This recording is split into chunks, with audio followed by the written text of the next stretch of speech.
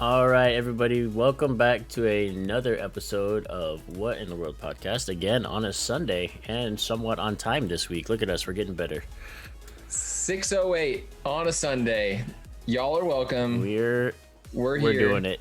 We're doing the thing. Yes. We're back. Look We're at getting us. back in the swing of it. Look at us being consistent and whatnot. Who would have thought? Who would have thought? Not me. Not I. Anyway, so tonight we are joined by Alex's friend that you used to work for, I guess. Scott Zimmerman. He is here. He's the Libertarian candidate, I guess, for governorship in Nebraska. That's correct. Bingo, bango. Let's go. So we got an interview lined up with him. It's going to be a good talk. We got some questions for him, and I'm interested to see his journey on this path and what brought him to that. Hey, Scott. Before we get going, fuck Pete Ricketts. All right, bro. Fuck Okay. Pete Ricketts. All right. Yeah. Fair enough. And Ben, I want to correct you. Alex did not work for me.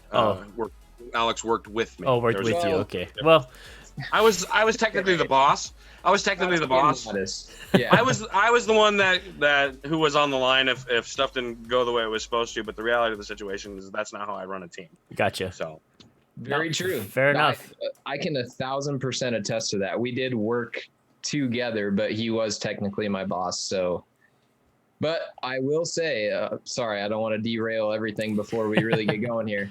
When the Cardinals made the World Series 2011, it was a Tuesday, and I went to Scott and I was like, Scott, I'm going to be gone on Friday. And he was like, why? Like, that's Friday and today's Tuesday, and we're staffing a preschool, mind you. I'm like, I'm driving to St. Louis with my sister, who actually also works here.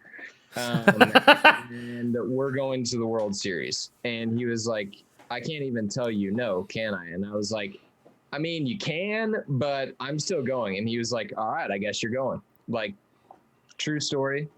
and we made it happen. Not very many bosses would let you do something like that. But old Scott Zimmerman, I was in St. Louis and the preschool didn't burn down. So There we go. It worked out for everyone involved. So real quick though, tonight, y'all, before we get into talking with Scott over everything else, there's a couple things that happened this week that I want to talk about just because they're interesting. First off, I think we'll just start with kind of the easier, like, lob ball type stuff. So the Olympics are on, and I just checked the medal count. The United States is sitting in second place with, I think, 10 medals overall. China has 11 and Russia has 7. So we're doing okay. The Olympics just started, still got a couple weeks. The men's basketball team is an embarrassment, but that's a different story for another we time. lost to France today, bro. 83-76. Like, what? France. We've got NBA superstars on this team, and we're losing to the French. Before memes were memes, people were saying, I'm retired. Like, fires and missiles, but I'm retired. Making fun of France, which, nothing against France, although, their war history isn't the best. Anyway, their basketball team beat the shit out of us today. So, honestly, good for France. I don't even care at this point in time. I hope they lose. I don't even want them to medal. Yeah, so That's my piece on it. besides that, we're doing okay, but that's a large embarrassment. Elsewhere in the sports world, back closer to home, Cleveland has renamed themselves from the Cleveland Indians to the Guardians. So now you have it. You no longer have the Cleveland Indians in a crusade of who can be the most woke. We now have the Cleveland Guardians, and Again, I'll say one thing on this. They missed the perfect opportunity for the Cleveland Wild Things, and just bring Charlie Sheen, let him live at the stadium, give him a condo right underneath the scorer's table. Like, let Charlie Sheen live in the stadium, rename him the Cleveland Wild Things. Boom. Best thing you could ever do. Instead we get the best quote tweet I saw was like, this looks like a chain restaurant in a Disney movie with their like little G. Like, it looks like a fifth grader got like on Microsoft Word and was like, let me copy paste a couple images here. Boom. Perfect. We got the Guardians. Yeah. I'm gonna Horrible. look it up because I don't think I've seen their. In fact, that's probably how they got the logo. They might have gone through some Disney Pixar movies and been like, that one, yeah, that logo right there. Are we The talking one about with the Jeep with the yeah, wings and the with baseball? wings. It's so stupid, dude. It's so stupid. It looks so horrible. So here you go, guys. This is this will pull down where I need it. Okay, you son of a bitch. So there you go. There's the Cleveland Guardians' new baseball logo. Yikes. Yikes. Yeah. So that's that. That looks terrible. Oh, there's already memes about it. Nice. Perfect. As there should be. How did a marketing team sit in a room and be like, that's the one. That's it. I don't know. There's that a one that looks like it came from Microsoft Word by a 5th grader. clip art. That's it. That's it. Yep. Google stock images. Beautiful. There you go. Yeah. Let's do it. I guess they really wanted to go all the way in, man, and make sure they weren't going to offend anybody. I guess. So And what chat's telling me right now is it's because there's a bridge outside the stadium with a couple of statues on it called the Guardians that have wings.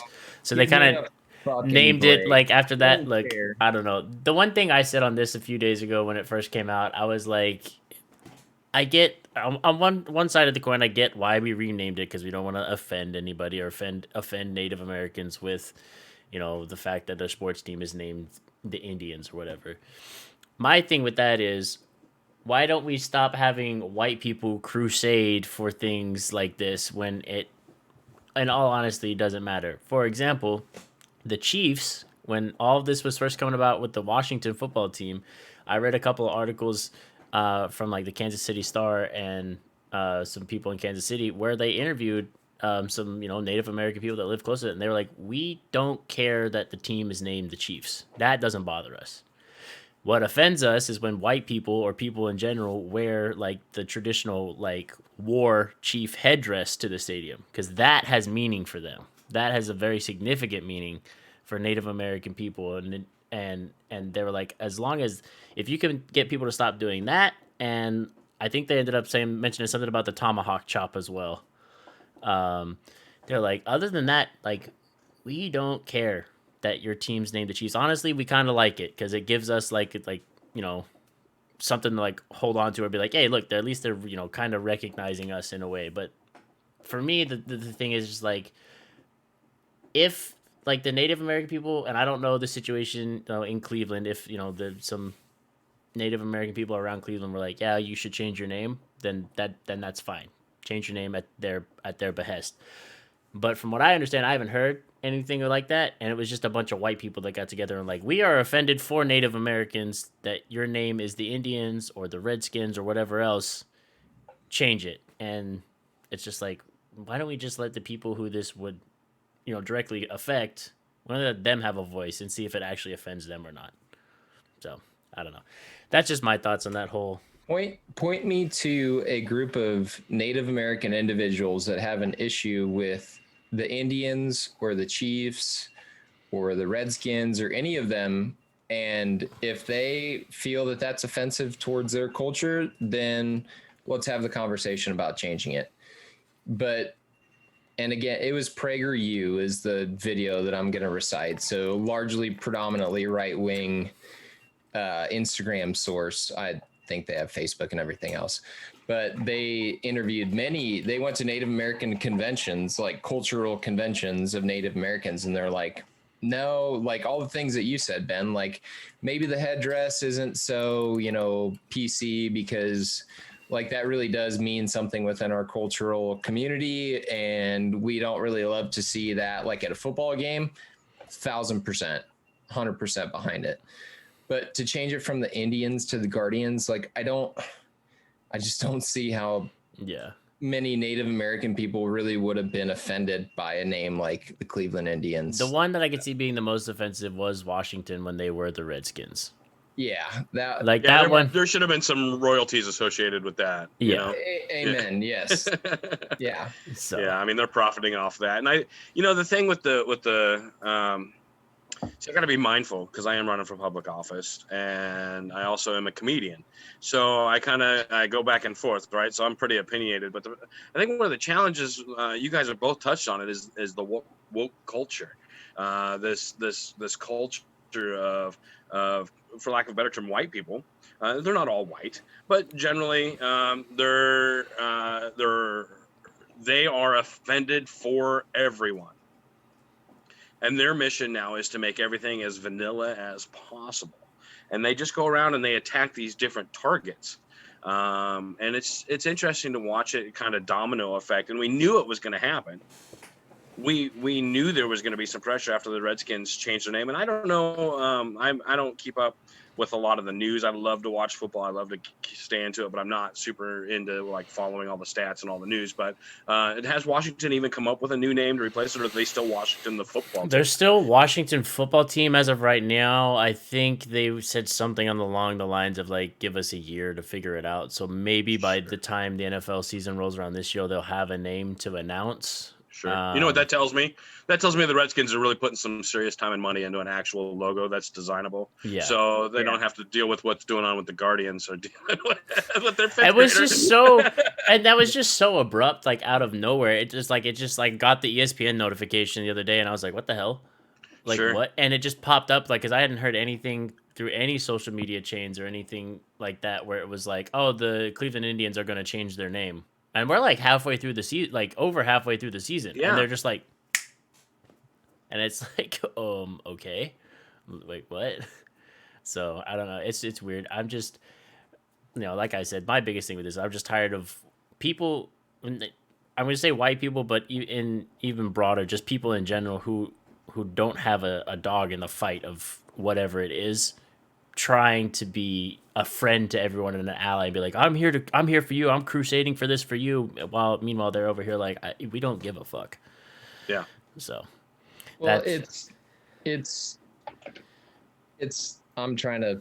I have like 3 different examples I want to use right now, but any of those major mainstream businesses could give a fuck less about the actual cause that they're trying to quote unquote support. Yeah. Right. Like I can't remember. Shane Gillis is his name. Was just on Joe Rogan.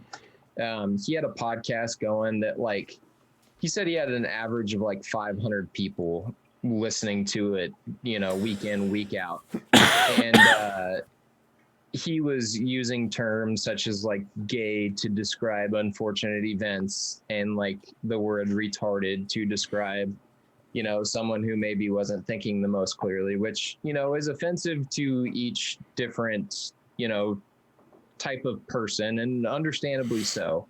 But so what happened to this guy is he's a stand-up comedian, right? He has a podcast. Like he says outlandish shit because he's a comedian. Like he jokes about things. And SNL ends up hiring him. Originally, they give him an interview to be a writer. He's like, fuck that, I'm not meant to be a writer. And Lauren Michaels still wants to give him an interview because he's like, hey, I've seen your stand-up, you're really funny. Guy goes to audition. Lauren ends up saying, I like you a lot. I don't know what I'm going to do with you yet, but I'm hiring you and I'm going to put you in the cast. And there's a media or a Twitter mob that forms and starts digging through this guy's old podcasts and, tweets, whatever. Really, all they come up with is a couple podcasts where he uses the term gay, again, to describe something that's unfortunate, retarded, that's used to describe something as dumb. Again, not supporting it, whatever. But the guy shouldn't lose his job over it, I don't think. Like, again, he's a comedian. That's what he's doing is comedy. Right. He's saying these things to strike comedic value in someone. Long story short, they end up firing him 4 days after they hire him because of the response of the mob on Twitter. And NBC gives him this statement that they want him to say. It's an apology statement. They say, hey, we want you to go to Twitter and we want you to use this apology statement and everything's going to be kosher. And he says, no, I'm not going to say what you want me to say. I'll release my own apology in my own way. And NBC is really not necessarily to fault in this because, again, they're the business, right? They're the ones who all they care about at the end of the day is the bottom line. But he doesn't release the statement that they want him to. They end up firing him because the woke mob just continues to attack. And he said that he's seen and this is all going back to, I think, like last October, in time since, he's seen the same apology that NBC asked him to released by other comedians who are now working for NBC, ABC, whatever the case may be. Like, NBC doesn't fucking care about like your woke ideology. They don't care about your proposition. All they care about is keeping you tuned in.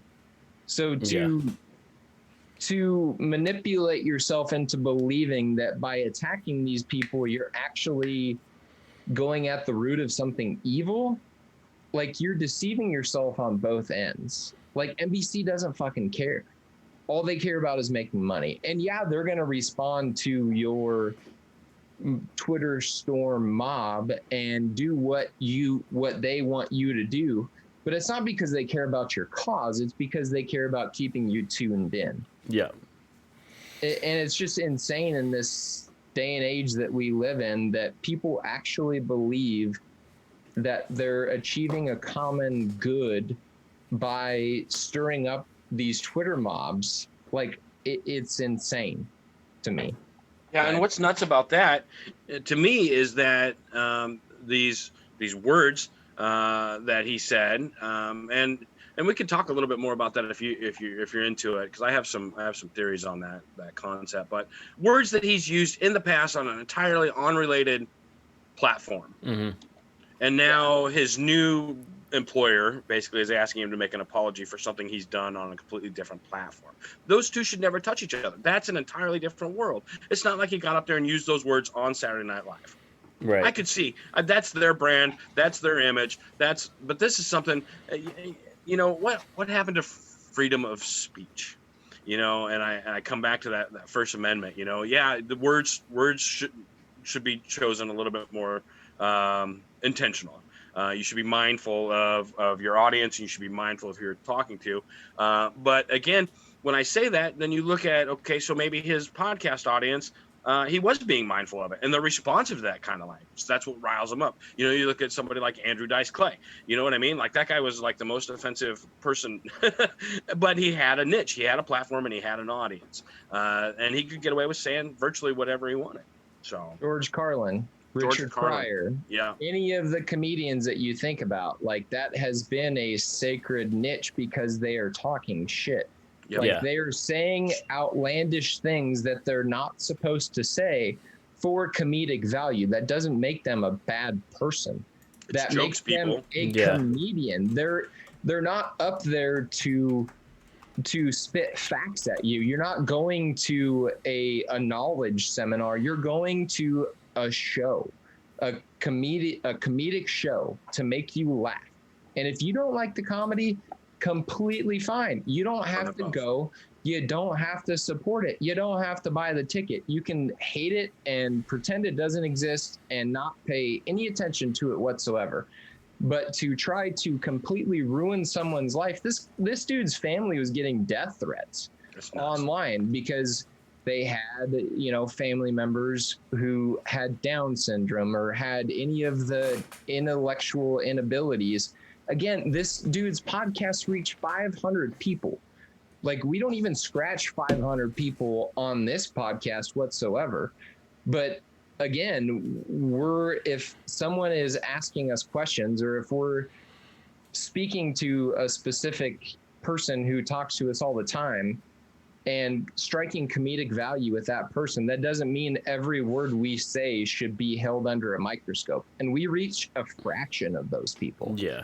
Like, it's insane. It's gone too far. It's just, comedy is not comedy anymore because people want to get butthurt about stuff, and it's like, y'all don't realize that jokes are jokes anymore. Like, you think that that this is all like black and white, and it's like, no, this is just for poops and chuckles. Like, that's right. It's just to get a laugh. Like, the world's shitty enough. Comedians care about one thing. They care about the laugh. Yeah. You know what I mean? And some are mindful about how they get there. Others are just going to say shock stuff to get that response out of people. That's an art form. That is art. That's like showing up to the art gallery and being offended because there's a pair of titties hanging out. Right. You know Which, what I mean? like, lo and behold, Exactly. we're on the way there at some point soon. We're gonna start censoring ancient and classical works because of Sure, we got to titties. take care of all the titties southern out. statues first. We got to take care of all We that. gotta get rid of those and then start covering up titties in museums. Like, Little pasties on them. yeah, it's something. Yeah. It's gonna be dumb. Yeah. Michelangelo really offends me because his penis is hanging out, and it's a very minuscule, very small penis. David's It's a poor penis. representation of what a man should look like. I feel emasculated when I look at David's statue and his peen. If the penis was larger, I'd be okay with it, but it really, like, as a true masculine male, like, that really offends me because I think the war on men is just getting too outrageous out there, and we're being emasculated. Yeah. Oh, actually, you know what? That actually just triggered the thing that I forgot about earlier, and I was talking to Scott before you were on. So Penis? You guys were talking about penis? No, the war on men is what is what triggered the war it. on men. I was completely joking. So the no, toxic masculinity, right? no, Yeah, no. whatever. So I don't think there's a war on men. If there's is, not. I'm not aware of it. There's not, but it just it reminded me of the other thing that came down this week that I want to touch on a little bit, and then we'll move into the other thing, and then we'll really get into the rest of it. Great description. Well, I don't want to like blow everything like. Man, that was a great rough draft. I'm in Yeah. now. I'm Okay, not. I let's- don't know. let's I just go. didn't want to Let's like. get into the one thing before we get in the other thing, and then we'll get into the real thing. Perfect. I didn't want to like. It's not like a surprise, but I like keeping some like anticipation. But that was a poor wording, you dick. Anyway, People just moved up in their seats, right? right? They're like, oh, what's up? No. Okay, so no. I'm here too. What? No. So also this week, Congress is looking to vote on women being eligible for the draft, and let me tell you how fast the fucking feminists flipped the script on that one when that came down the pipeline. Like that was crazy. So I didn't see much on it. I was like, oh yeah, that seems fine. But then like all the feminists were just like, yeah, no, that's a no from me, dog. Like it's like, what are you guys? So you wanted all of your equality, and we're getting there because now part of being, men and women being equal is like men have had to register for the draft for a long time, and now in being equal, women are now possibly we have the possibility of them being having to register for the draft. So there's your equality. That's a prime example of men and women equal on the same playing field. But now you're got many comments of like, well, I'll just get pregnant. If I have to go to the draft, I'm just gonna get pregnant and get out of it. So now you're gonna bring life into the world that you may or may not want in order to not get put into the draft. They're like, nope, my place is like some comments I've seen have been like, nope, my place is in the kitchen, and I'm just like, wait, didn't you just spend how many years fighting to get out of the kitchen, essentially, and now you just want to run back because you might have to register for the draft? Like it's just comical how fast they were like, no, I don't like this anymore. Like equality's gone too far. It's crazy. When you talk about the draft, coming up, as a kid, and you guys are younger than me, but when they would show up every year to register us for the draft, that was just what they did in school. They were always there. You signed up, you did your voter registration, and you signed up for the draft. That was just what they did. I don't know if they still did that in schools. I don't know if that ever stopped or went away. It doesn't happen in school anymore. When I was 18 and that happened, when I went to go get my driver's license and voter registration all at the same time. They were like, all right, now you're registered for the draft. And I was like, thank you. They would come around and register us, but it wasn't like a registering for the draft. It was more them trying to recruit you to go to one of the armed services. So we'd have like a army representative. Yeah, you'd have your recruiters putting on their puppet show. Hi, I'm the enemy. Yeah, right. Yeah. Well, wow. It wasn't like that's dramatized, obviously, but it was more like a hey, over lunch you got to go like talk to this guy and like give him your information. Like the school agreed to have this guy in, and he'd try to give you his pitch on why you should go join the armed services. Sure. And it worked. I mean, I knew guys that signed up and ended up going that route. I mean, you weren't like handcuffed into it, but Sure. there was a presence there that was trying to persuade you to join the armed It's forces. the recruiters, and the recruiters are super good at blowing smoke and making it look a lot Sure. better than what it is. Being in, it's not as great as it always is, as they make it seem. Some days it's cool, some days it really sucks. It's just like any other job. I think the draft should be just like going into the service. It should be voluntary. I think if you want to be part of the draft, you should be able to sign up for the draft and be part of that. Men or women, it doesn't matter. I think that there should be a voluntary, just like if I wanted to sign up for the military, I think men and women should equally be allowed to go and to gain valuable skills from that lifestyle and to serve the country in the way that they see fit. But the mandated draft for both men and women, that makes it really difficult because now you do, like you said, you have another obstacle to overcome. What if they do have children? So now what happens to those children when they're drafted and sent off to war? It's an automatic out. Okay, well then, now all of a sudden we're gonna go get pregnant to avoid being drafted. You know, it's a challenge, you guys, and I think it's kind of ridiculous. Well, it is, and I have a question for you on this, Scott. So the current situation that we live under, like if we went to war with China tomorrow, yeah, and shit started getting spicy and they reinstated the draft, you or I don't really have a choice, right? Like, I do. I'm too old. They're not going to take me. Well, yeah, no, I'm just saying, like, but you're right. Okay, Ben and I don't have an option, right? Like if they pull our name and we got to go, we either go or we face the penalties. Yep. Do you think that women should be involved in that process of those random names drawn out of a hat? No, I don't think that should be mandatory. Yeah, no, neither do I.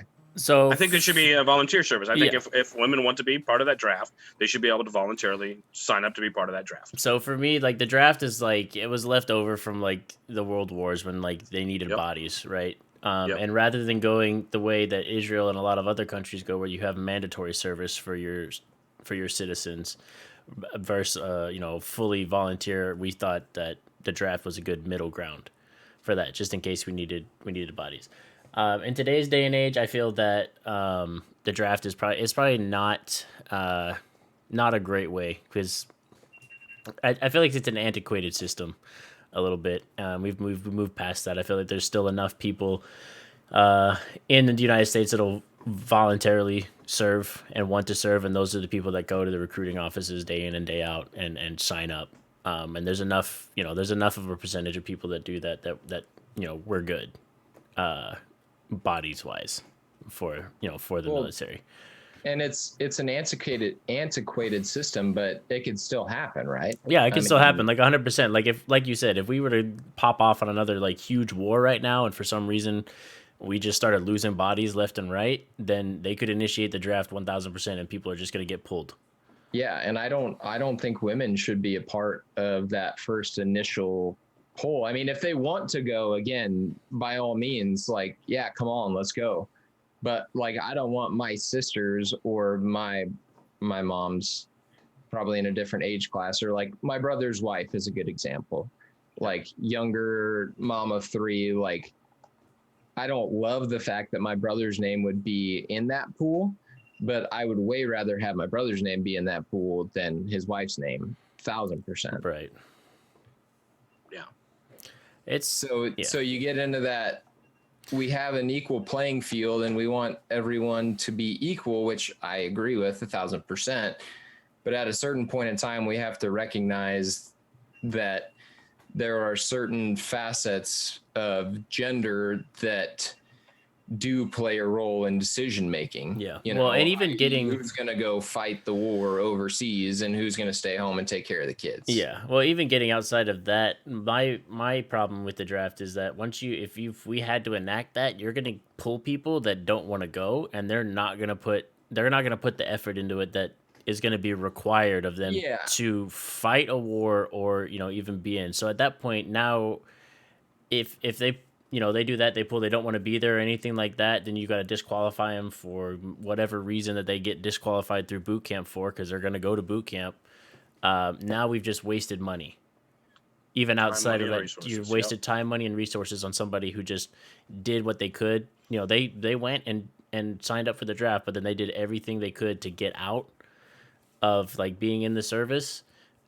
We've wasted time. So I'm with you guys on this one. Just like we shouldn't be doing the draft. We should the people that want to go are the people that we need in the military. Yeah. Squash, my brother in the chat said, you know, with approximately 33% of adults being overweight and 36.5% being obese, when does it become a national security issue?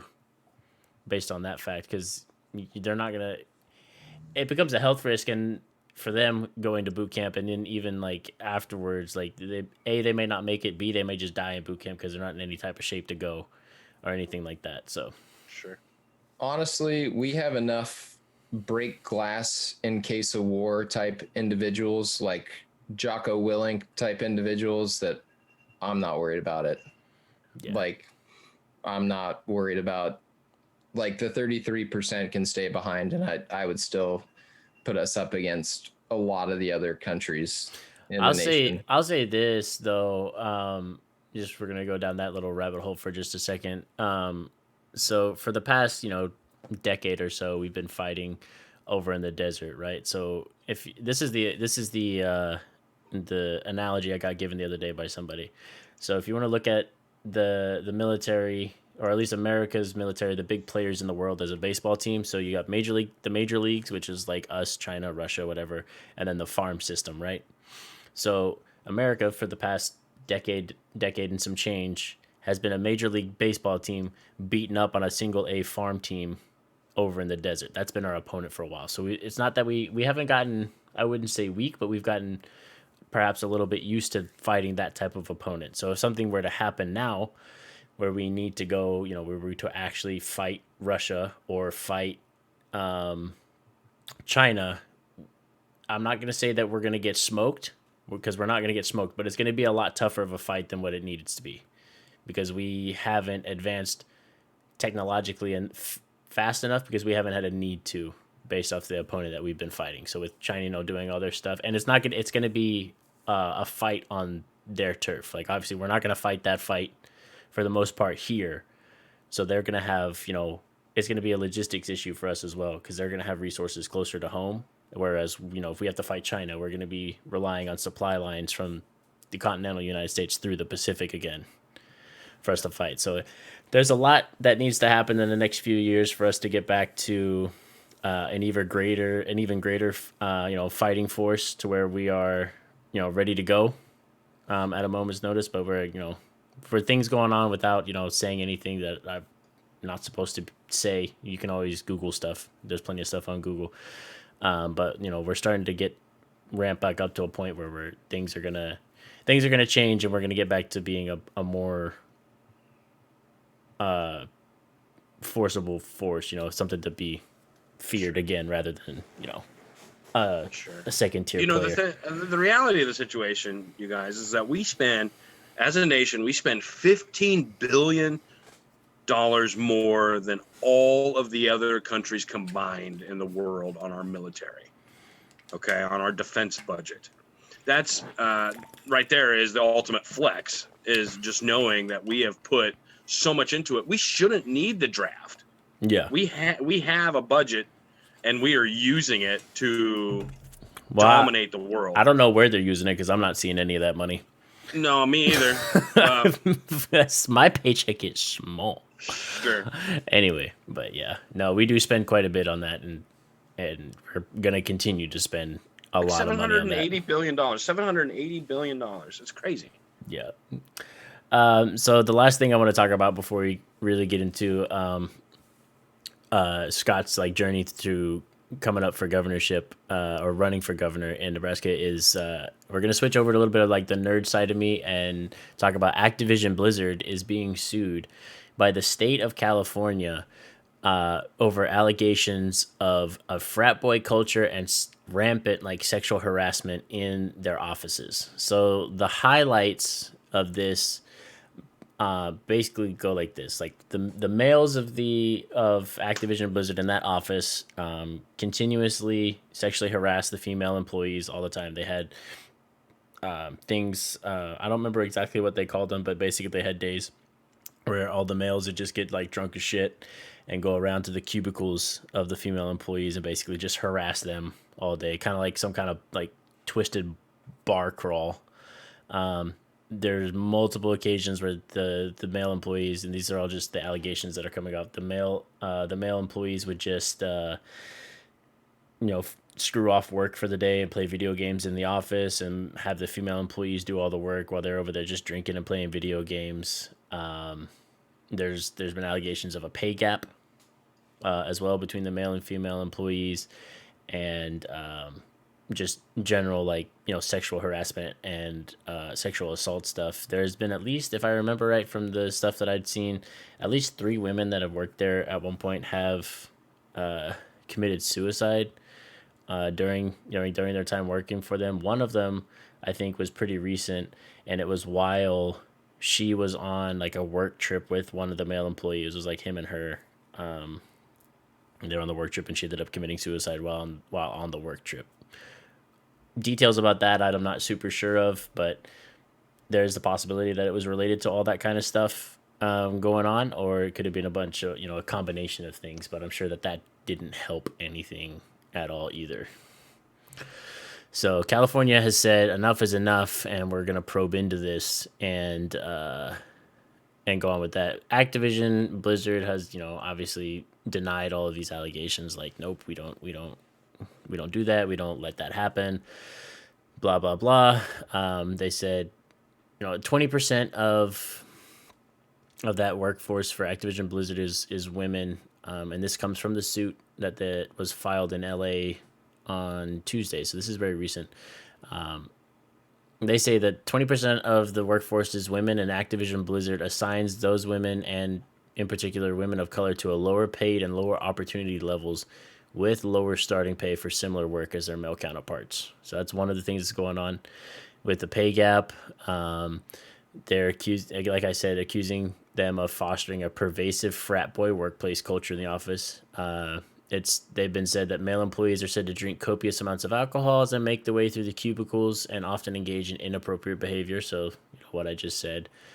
They said that the male employees come to work hungover all the time, play video games during work while delegating the responsibilities to the female employees, and basically do locker room talk. Like, basically they kiss and tell type talk all the time. Talk openly about female bodies, and apparently they also just sit around and joke about rape.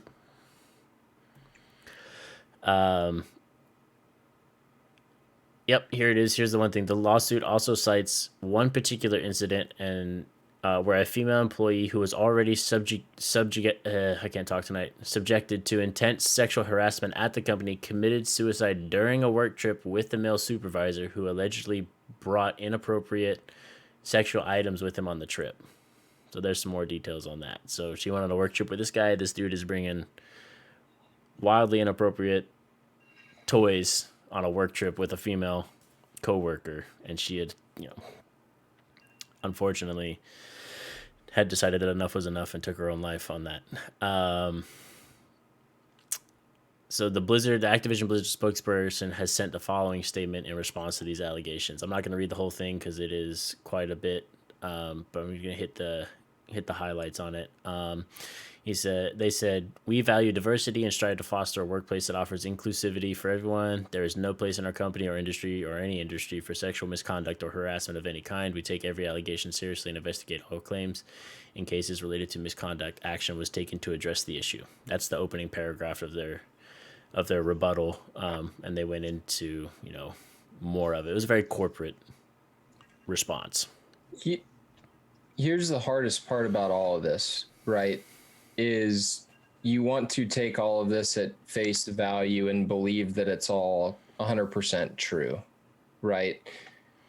Because if this is all at face value 100% true, it's unacceptable, it's horrible, they should be fined, whatever sort of punishment that should come their way in the highest form, right? But you live in an age where you don't know if you can take these claims at face value or if they're being drummed up in a way to, I hate using the word, cancel culture, but to rile up the cancel culture community to where now we're just going after Activision because fuck these, Call of Duty dudes. They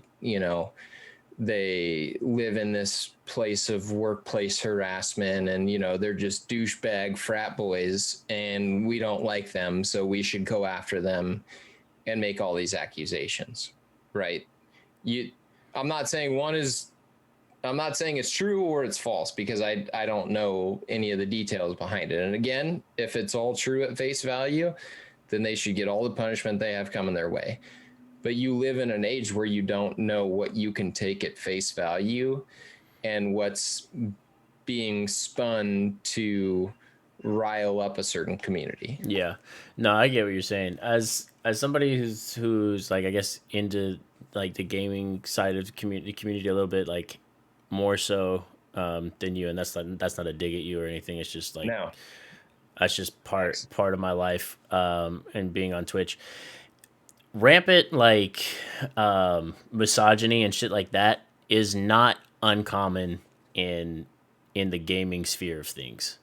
Even if you're not big into gaming or anything like that, you jump into a Call of Duty lobby and there's a chick on the other team or even a chick on your team. Some of the shit I have heard has just been heinous, and most of the that's just the outlying stuff that's really bad. Most of the time it's always just like, and there's no place for this and it's unacceptable, but people would be like, oh, shut up, bitch, like go make me a sandwich or like get back in the kitchen and stuff like that. Like what are you doing playing video games? And it's like Abby, my sister played with us all the time. Yeah, she would get it and she'd get that shit all the time. Every game. And it's super, it's shitty and it sucks, and there's no place for it. So based just off of that small like sample size, I'm not, it doesn't blow my mind that it's worse in a company that makes video games, where there you have those type of people that grew up playing video games every day and that was a big part of their life. So then they went to school to be, a video game tester or designer or something like that and work, and their dream is to work at a company like that. So then you get all those same type of people together and they just like egg each other on and make it worse, and they feel that they have a space where they can sit there and be disgusting like this towards women. And then when women who, girls who grew up, gaming as well, and that their dream was to be a tester or designer or anything or a voice actor for a game, goes to work, their dream in a video game company, and then has to, still come to work every day and hear the same shit that they hear at night or whatever, or growing up while they were playing video games. It's shitty and it sucks for them. And the other thing that leads me to believe that at least some of it is true is one of the voice actors, female voice actors for a video game, Overwatch, had a lot of her content in that game like blocked not blocked, but like no new content was added for her for a while because she spoke up against what was going on in Activision and Blizzard. And Blizzard's one of the companies that makes Overwatch. So she said something about it, and they kind of retaliated by trying to blacklist her and then not working with her for a little while, because she came out with these those allegations and was like trying to draw light to it.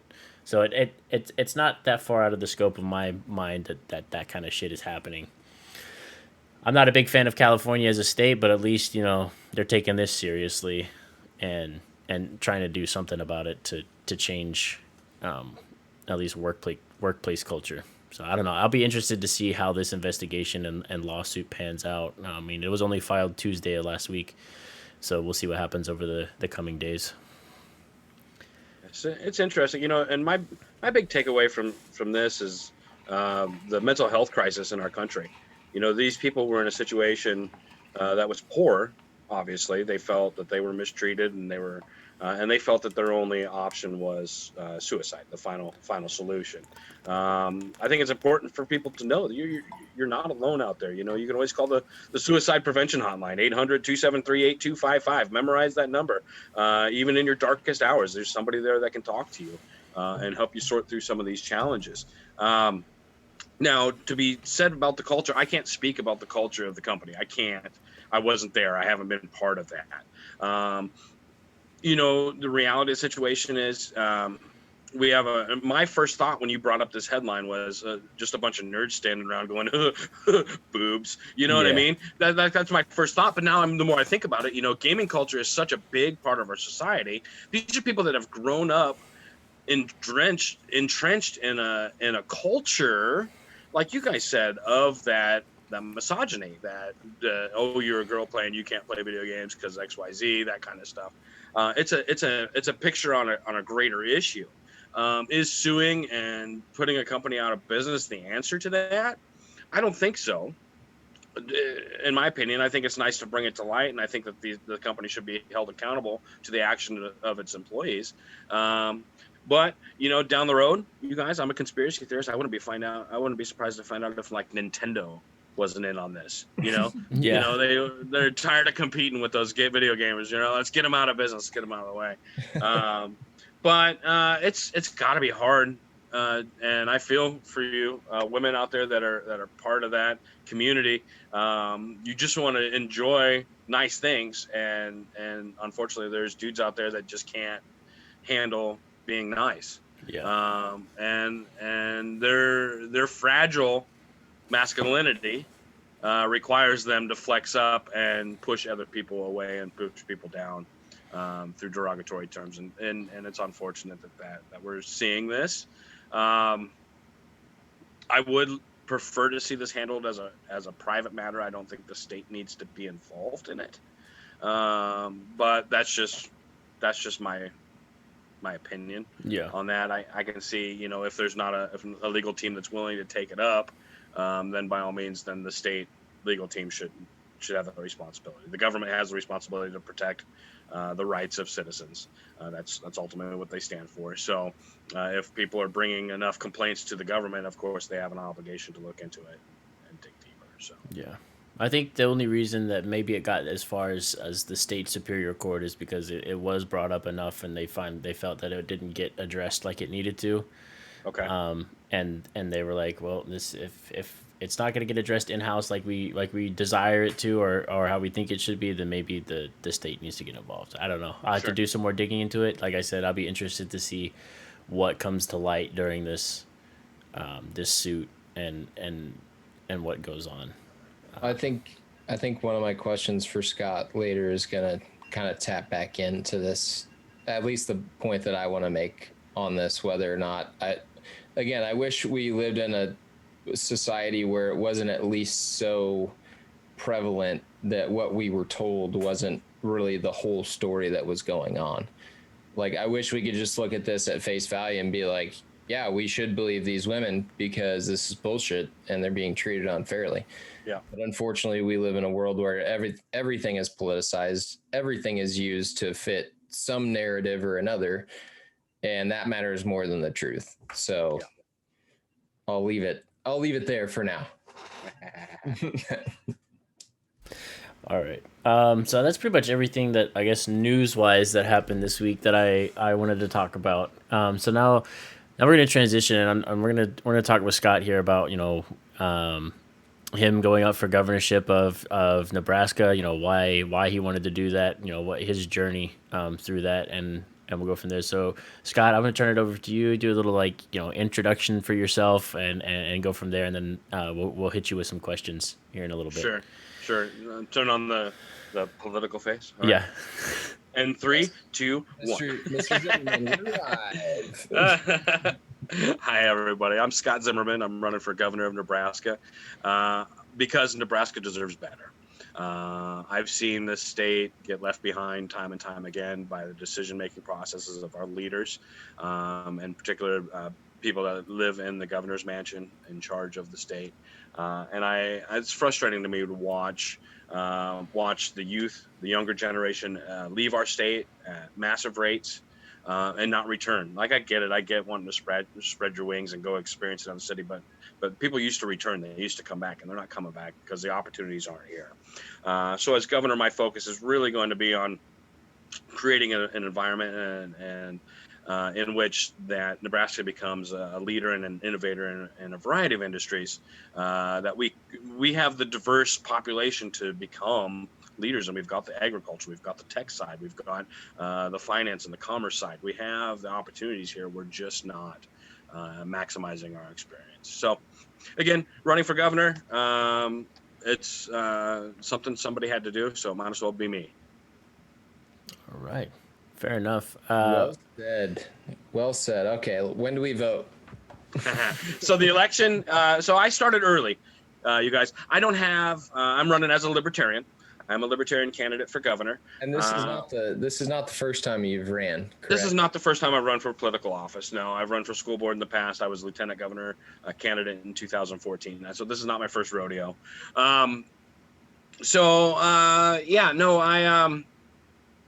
I forgot. I lost my train of thought. Sorry. Go ahead. The vote. When's the vote? Oh, November of 2022. Yeah. So the ground game, right? I was going to go off on this whole rant, and guys, and I have this tendency to bite my tongue about the money associated with the old party system. The Republicans, the Democrats, they have more money than anybody should possibly have, and money plays such a huge part in the political game. I have to take a different approach. I don't have access to those resources. I don't have access to those financial resources, those super PACs, so to speak, because I'm not beholden to anybody. I refuse to be beholden to a political party, to a political movement. I refuse to be beholden to a lobbyist, to an organization. I'm only beholden to the people of Nebraska.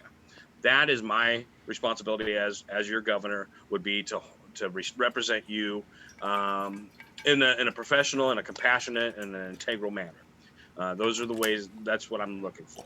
So I've started this campaign extremely early. Right now, what you have is you've got Republican candidates out there gaming for the primary. There's a primary election in Nebraska, which will occur in May. I may or may not have a primary opponent as a Libertarian candidate. We don't know yet. But what I do know is that I needed to start now, because the fuse to make this happen is a long fuse. So we got to light it at this end, and we have to work our way through, and we have to do it with little steps. But we've gained some serious momentum in a very short amount of time. So I'm super excited about what's happening. I've said yesterday how grateful I was for the support that I've had from my team and from my volunteers, and that this campaign has effectively taken on a life of its own at this point, and I don't have a choice anymore. I can't let these people down.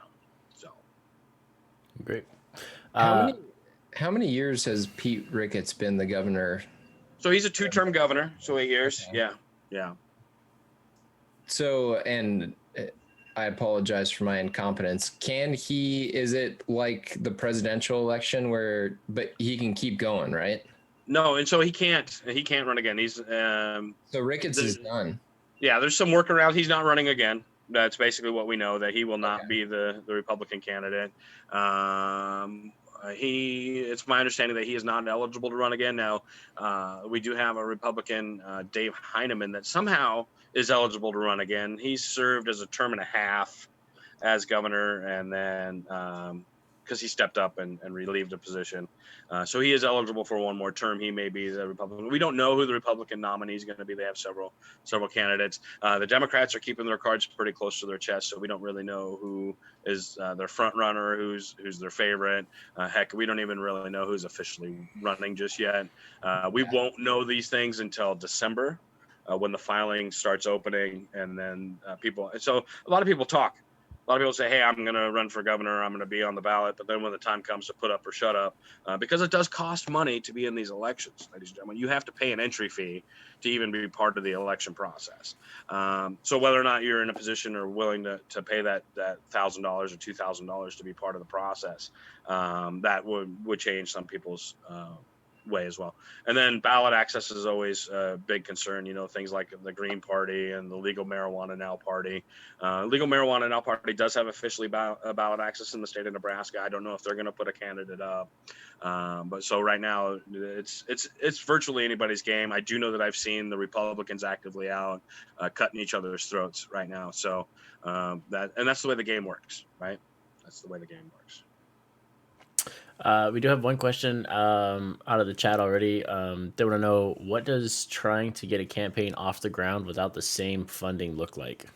Sure. It looks like me telling people go to votezimmerman.com. Check out the website. If you are interested in supporting the campaign, there's a donate button. You can donate to the campaign. Right now, this campaign's been primarily self-funded. I've had some generous donors contribute a little bit of money to the campaign, and I've been able to stay afloat and take care of things like getting the T-shirts made. See if we can get that on the screen. Oh, heck yeah. Getting T-shirts made, and buttons and flyers and mailers, signs, things like that. So we've been able to kind of stay afloat like that. So I'm not taking as much money out of my own pocket as I was, but that's what it looks like. It looks like making the decision and saying, hey, I'm going to put up this, I'm going to throw my first 20 in, and let's go. Let's do it. So that's what starting a campaign looks like. Now it depends too. I have the advantage. I'm running as a Libertarian, so I already have ballot access. So if you're going to start your own campaign in Nebraska and you're not going to associate with a political party that already has ballot access, you do have to go get signatures. You have to get enough signatures to be on the ballot. And each office has a different amount of signatures that they need to receive in order to be considered to be on the ballot, which effectively keeps a lot of people from being on the ballot. Right. So, Hey, back the beard, baby. back the beard. Back the beard. That's right. Thank you. I appreciate the support. So I'm here for it.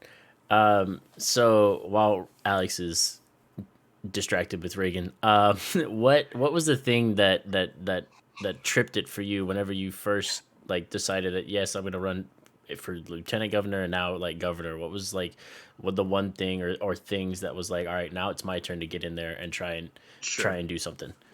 School board was originally just because it was an opportunity that I felt passionate about. I really wanted to be more actively involved in the education process and the decision-making process that goes with the school system. And then I found out the school board doesn't make any money, and people were still spending $5,000, $10,000 on their campaign. And I thought to myself, that's kind of ridiculous, right? I'm not gonna do that. Now, that's not saying I wouldn't do that in the future. It might be the right opportunity for me down the road. And then lieutenant governor, I ran for lieutenant governor because I was asked to. At the time, the Libertarian candidate had approached me and said, "Hey, I'd really like you to be on my team." And I said, "Sure, I'll do that." So I ran for lieutenant governor at that point. That's a combined ticket. It's not an individual election. Right. So it was him and myself on the ballot. It wasn't two separate ballot items. And then this time, it was somewhere during the COVID crisis when Ricketts was speaking every day. Mm-hmm. And I just, about 30 days into it, I was just like, I got to get this guy is ridiculous. He needs to get out of office. And then I found out he wasn't running for re-election. And then I was like, well, we're probably just going to get more of the same lip service from whoever steps into that office, because that's what this is. That's the way that it's just a figurehead that goes in there and directs a political movement. And the people in Nebraska continue to get left behind. And I'm sick of it. So that was the catalyst for me. I was like, you know what? I need to do something instead of just sitting here shaking my fist, and cussing at the screen. Right. So I'm gonna do it. I'm gonna put up or I'm gonna shut up. And guess what? I don't shut up. So here we go. Let's do this thing. Very cool. I like what you said earlier about Nebraska having the agriculture and the industry and the finance aspects all put together, because I've been up to Nebraska a few times, and I'm driving through when I was moving around. Obviously, the agriculture is there. The west side of Nebraska is freaking BFE. There's nothing out there. But Omaha's a cool town, and it has TD Ameritrade Park and all that stuff. There's a lot of finance options in Omaha, and you just don't hear very much coming out of Omaha in that that sector. But I'm with you. I believe that that there's a niche for it, and there's a place for Omaha to put their name out there and really do some work.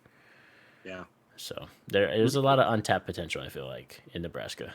We've got dead towns. We've got towns that have virtually lost all of their vitality, and they've just been left behind. Just let it happen. There's been no effort by the state to maintain those environments and to build those communities up. So as governor, my focus would be diversifying. Yes, we've got a strong agriculture. Yes, we've got the strong. But what about everything in between? Mm-hmm. What about everything? How do we diversify that? How do we spread that out? So my focus will be on bringing those opportunities to those smaller communities to not only retain people in those communities, but to provide job opportunities for them as well. So fair enough. Ricketts, my shaking my fist at the TV screen and swearing his bald-headed name really came when he basically took it in his own hands to not have a vote on medical marijuana. Oh my God, yes. Yeah, so the voice of the people was heard, and it was ignored. To provide a little bit of backstory on this, Alex was so heated that day. Oh my God, I was mad. I still am mad. I don't want to mince words. I'm still very upset about it.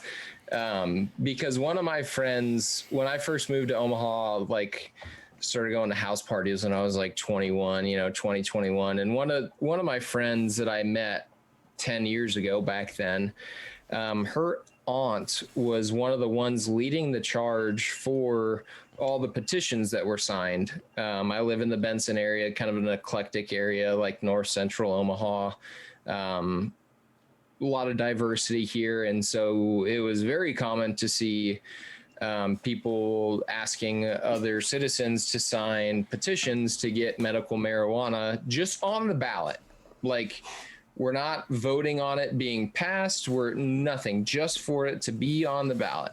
And there's a couple other things that I was like, no, don't think that should be on the ballot. Obviously, medical marijuana. I'm like, I think we should have a vote on it because I would say, yeah, it makes sense. So this girl's aunt was leading the charge on it because she has a 10-year-old boy who is severely epileptic and suffers from seizures. And they have to go to Colorado to purchase the tinctures, and it's not even the THC that gets you high. It's more of the hemp, the cannabinoids, the CBD part of it. Yeah, that mellow out that person who has seizures. And she was on the news crying after Ricketts stepped in and said, hey, we're not even going to vote on this because the wording's a little too confusing and we just have too much on the ballot right now. So he stepped in and eliminated the voice of the people, so we couldn't even vote on it. How is that not cutting people down on their basic rights of saying, hey, this is at least something we should vote on? And this guy just steps in and says, nah, you guys, you know what, Papa Government's going to step in here and make sure that everything, that you guys don't even get a choice on this. Don't worry, Papa Government's just going to step in because we know what's best for you. It sounds more like the dictatorship of Nebraska than.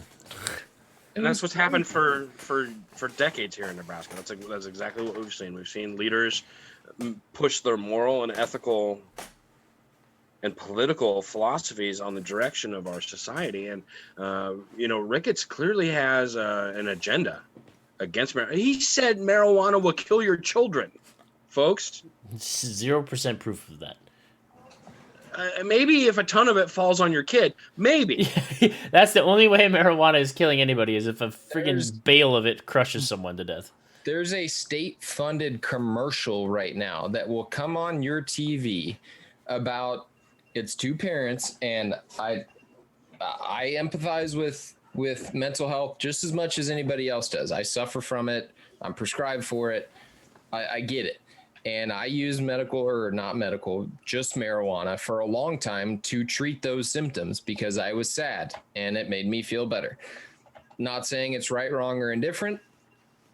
In fact, it probably would have been better if it was legalized. That way, the state could have profited some money off of it, and I would have gotten a regulated substance that was controlled by someone who knew what they were doing instead of me just picking up from whatever random guy I could find that week. Yep. Anyway, this commercial shows a couple of parents who their son committed suicide, and they said after he went to college, he started dabbing, taking rips off of wax or whatever, and that he ended up killing himself. And when is the world going to wake up that marijuana is just as bad as tobacco and kills people? For so long they thought cigarettes weren't killing people, blah, blah, blah. Okay. Your son, I apologize. I feel sympathetic for you. I've lost empathize. Yeah. To suicide. It's sad. It sucks. But marijuana did not kill your son. I'm sorry. Mental illness killed your son, and it sucks. And I get it. And I sympathize, whatever the word is. But marijuana did not kill your son. That's silly. Your son was using dabs to get through the day. I'll tell you, probably to deal with your ratchety ass. Yeah, probably. I'll tell you this: the only thing a dab ever did for me was make me cough like a motherfucker, and then that's pretty much it. Unless you're coughing your entire lung out of your body, it wasn't the weed. That'd be like saying, oh, well, he woke up and took 2 Advil every day, and it was probably that damn Advil that killed him. He was taking the Advil because he had a sore back. He was smoking marijuana because he was trapped inside of his own head, and it made him feel better and be able to release. It's his only way to fight his demons. Exactly. It sucks. And if we regulated it and brought mental health to the forefront of our conversation instead of drugs are bad, this would be such a different and better conversation. But that's not what it is, because here in Nebraska, we spend so much money on our medical resources. Our medical industry is a well-funded industry, Nebraska medicine and those kind of things. And it makes sense to me that we put the people we trust the most with our medical care in charge of dosing medical marijuana. That makes sense to me. Yeah. Because maybe my particular ailment, I need an indica that's at 17%. You know what I mean? These are things that they can dial back and figure out. But when you're buying some random Joe at the ballpark, you don't get that. You might be getting oregano for all we know, or K2, the synthetic stuff. We don't even know what's in those bags, and that K2 will kill you. The synthetic stuff will kill you. That's probably the stuff Ricketts is talking about. I think. I don't know. No, he doesn't know better. He's in the camp of that's the devil's lettuce, and we're not doing it. The devil's lettuce. That's right. The jazz cabbage. Get it out of here. Well, and it takes away from the money of major pharmaceutical companies who, by the way, thank you, because I listened to Spike Cohen talk to you first, and that's how I found Spike to interview him. But we didn't know that there was an opioid cap. So the day that you get prescribed an opioid, there's going to come a day where that number runs out and you are no longer able to get opioids whatsoever. So that's like getting someone addicted to heroin and then saying one day we're not going to give you heroin anymore because you hit your cap. So you're going to go find that opioid either in pill form or you're going to go find heroin on the street, deregulated, horrible, to deal with symptoms like PTSD or depression, whatever the case may be. When instead you have this alternate medicine that you literally cannot ingest enough to kill you. If you did, you would pass out first. Yeah, and again, we're not talking about driving a car or anything like that. We're just talking about physically consuming it. If you're literally in your house just smoking it or eating it in an edible form, it's impossible to kill yourself. So why in the world would you might want to die, but you might feel like you want to, but you're not actually. Yeah. So why in the world would we prescribe an opioid, a seriously addictive product to someone and tell them one day this is going to run out and you can't get any of it anymore, when we have this other alternative medicine that literally you cannot take enough of to die, It's completely deregulated, and it goes back to money. Like it has to. Well, right? there it is. There's the thing is that it's all about money in the end. That's the main thing. It's all about money. But they don't realize if they looked at Colorado, like the amount of money they could make off of medical marijuana or just legalizing marijuana in general. They could make a shitload, but big pharma is scared. So I'm personally for full legalization of the cannabis plant. Okay, let's just go all in on it. Let's allow hemp. Let's allow CBD. Let's allow THC, different THC contents. Right now in the state of Nebraska, you can grow hemp, but can only have up to 3% THC content in it. You know what I mean? So there's regulations on what they can do. We're already doing those things. We're already a decriminalized state. Why not just go all in and now open up the floodgates and allow us an additional opportunity to generate some revenue? Ladies and gentlemen, I know that's a pretty non-popular opinion amongst the libertarians, which is, well, it should be just legal and everybody should be able to grow their own and government stay out of it. The reality of the situation is you have to regulate it. And I say you regulate it like you regulate alcohol or wine. Yeah. That makes the most sense to me on the recreational side. On the medical side, though, now all of a sudden, now the medical professionals have full access to this plant and they can determine how best to use it. Is it better for my patient to have it in pill form? Is it better for my patient to have a tincture? Is it better for my patient to have it smoked? Is it better for my patient to have it vaporized? You know what I mean? And it gives them that. Is it how much THC content is the right for this ailment? And now we have the opportunity to now truly experiment with marijuana and see what it's capable of. You know, we've seen hints that, okay, it kills cancer cells, but we can't test on it because it's illegal. The federal government says it's illegal. We can't do that.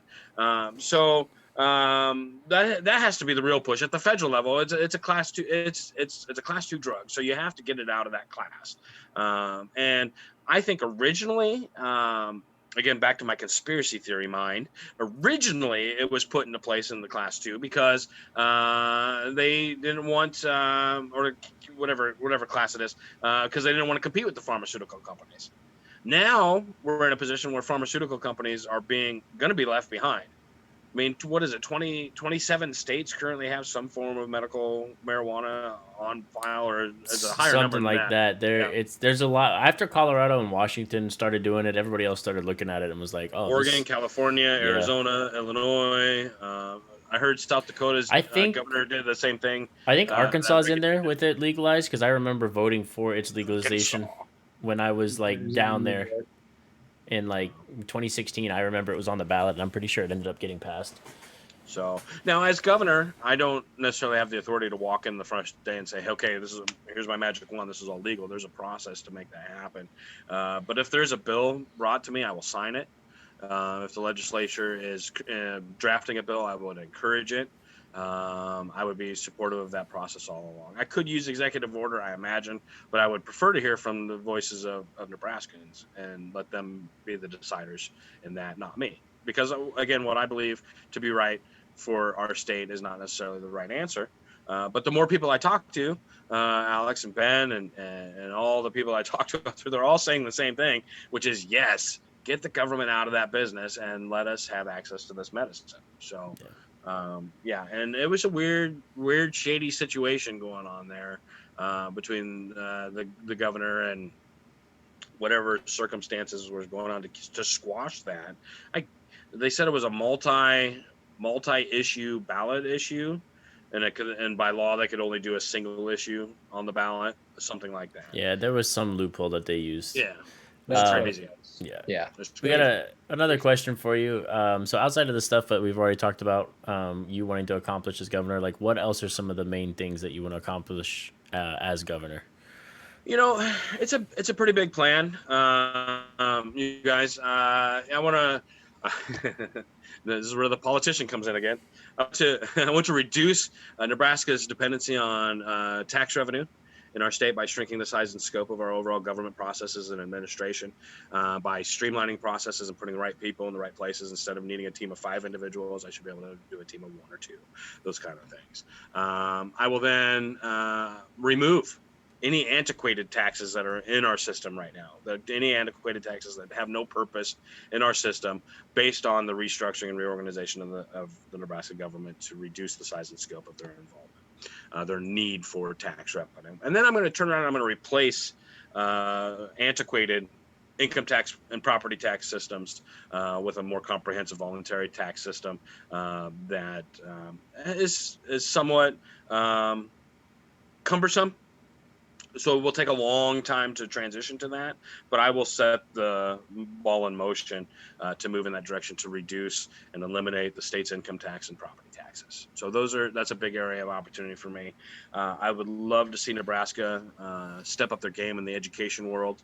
There's no reason why the state of Nebraska should be as low on the list in our country for education output as we are. We need an opportunity to grow and become innovators and leaders in the education world.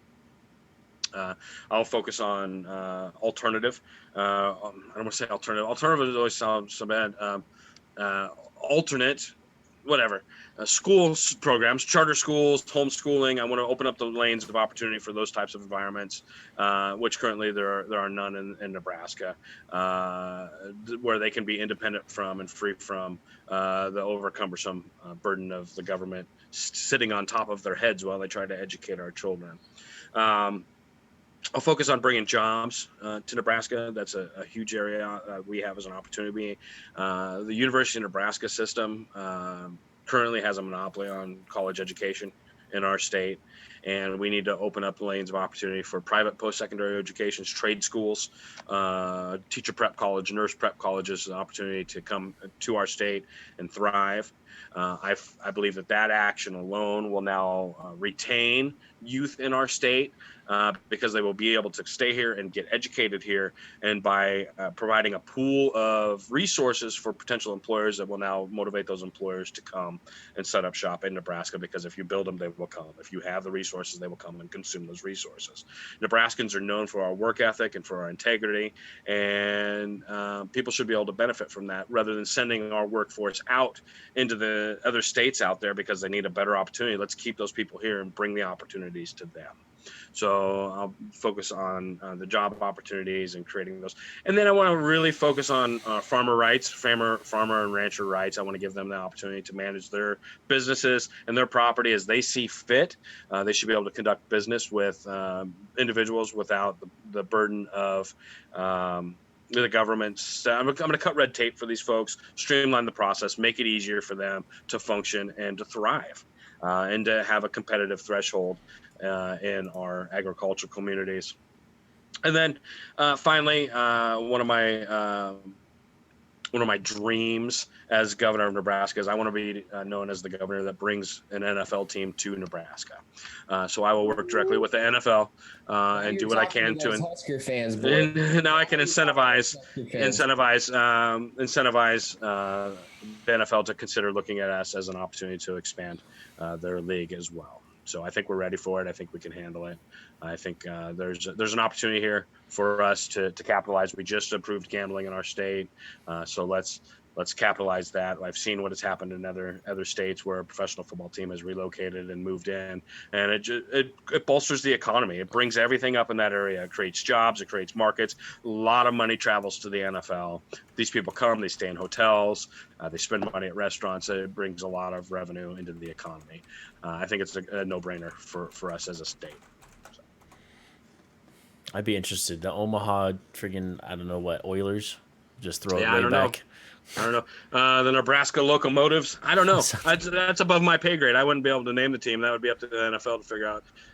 But I think there's an opportunity there for us. I think it's time. That'd be interesting. And I'm going to get derailed on the NFL talk now because I'm, a Chiefs fan, and having a team that close right up the road, that'd be an interesting rivalry that could develop there, depending on what league they go in and anything like that. That'd bring a lot of having two NFL teams that close would bring a lot of revenue to a lot of area between Omaha and Kansas City. That'd be interesting. Our Arena League football team, amateur, is the Omaha Beef. Beef. Yeah. And then we had the Omaha Nighthawks for a while, which was really good. We did. Yeah. So Omaha soybeans. How's that? That kind of rolls off the tongue, right? I don't think I'd take your team seriously on that one. Sure. I would probably want to encourage them to target a location central to Lincoln and Omaha. So that the two major communities and maybe a little bit further west, there may or may not be some government land we could incentivize them with. I don't know until I get my hand in the weeds on that. But there can be, and there should be a way for them, a clear pathway for that kind of expansion and growth in our state. No, for sure. I would say, and this is me spitballing on this, is we do it like the Chiefs do it, where the stadium is away from downtown, so that traffic is not that bad downtown. You have a large area for tailgating, which is just a huge draw for sports in general. But you're not so far away from town that once the game's over, people can migrate into the cities and then go spend their money as they go back to their hotel or anything like that. So. That's the idea, right? I like it. I always prefer to go to a stadium that has a large area for tailgating. Sure, it's all part of the experience. It is. Well, and to speak to your point about people leaving Omaha to go to other markets to pursue their career, the third person that I first met in that first group of people that I used to run around with when I moved to Omaha, who used to talk so much shit about Texas, just moved to Austin, like the third one in a row. Like people are flocking to Austin. People are flocking to Austin right now. All the comedians, all my comedian friends are talking about moving down there. Everybody from California and that are just, Austin's a funky place, and they're going to Texas where things are a little bit less stringent. Well, and Omaha lost ConAgra, what was that, like 5-6 years ago? That was kind of devastating for us also. So there's no reason, and we lost it to Chicago. Like there's no reason we should lose ConAgra to Chicago. They got plenty. I have a theory on some reasons. Follow the money, ladies and gentlemen. I was just going to say, does his last name end in Ricketts? Rhymes with crickets. Rhymes with crickets. His brother owns a major baseball team in Chicago. Is that correct? The same place ConAgra went to? Follow the money, ladies and gentlemen. Follow the money. I don't know. Kind of probably nothing. Weird coincidence. Probably a coincidence. Probably nothing. It's probably nothing. Yeah. Anyway. This is great, you guys. I really appreciate you having me on. I'm having a good time. We could get real deep in the conspiracy theories and the corruption class, but honestly, we would have to go that's a whole separate podcast by itself. So we'd have to bring you back, and we'll just go strictly into conspiracy theories. Okay. No, we can do it right now. Aliens, Scott, go. No, Aliens. Stop. There are trillions of planets out there. How is it not possible that there's another planet with life form on it? How is that not possible? Right. That to me, the odds are there. Now, whether or not they've got the technology and the ability to travel to Earth to come and scope us out, that's maybe a different story. I saw a meme today that we've discovered that aliens are simply just billionaires from other planets. You know what I mean? That's true. We've got another question for you. This comes from Jesus, who's a dedicated listener to us. He said, "What is your stance on protecting LGBTQ plus people and youth in terms of how would you deal with discrimination against that community, and what would you do to make Nebraska a safe place?" Sure. Nebraska nice is a thing. Okay. And unfortunately, we have a lot of miscommunication, misinformation out there in the hands of people in a lot of communities, not just Nebraska, everywhere. So as governor, what I would do is I would make sure that I was able to be as supportive to those individuals as I possibly could be by taking into account all Nebraskans. Everybody within the community, everyone, and in the decisions that I make, not just the elite class, not just my religious groups, not just the people that are funding my campaigns. Those are not the people I'm beholden to. I'm beholden to the people of Nebraska, and the people of the community are very much part of Nebraska culture, and they should be able to feel welcomed here and accepted here.